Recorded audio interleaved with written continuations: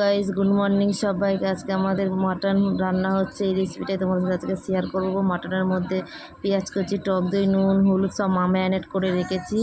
এই পেঁয়াজ কুচানো আছে, এবার তেলের মধ্যে আলু ছাড়া হবে।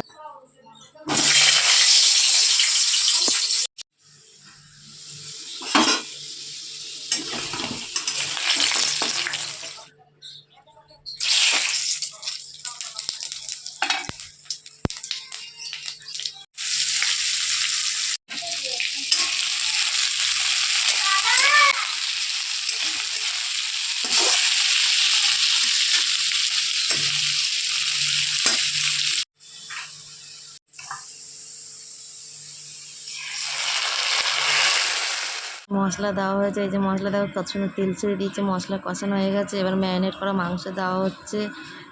কষানোর মশলা কষানোর মধ্যে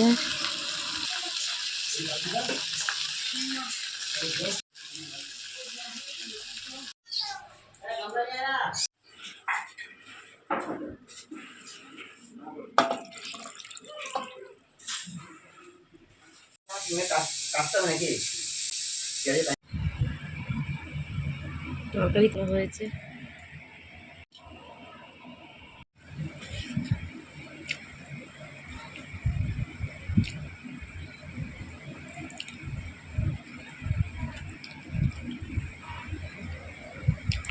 হেভি হয়েছে। আমার রেসিপিটা ভালো লাগলে আমার পেজটিকে ফলো করে রাখবেন। টাটা বাই বাই সবাইকে।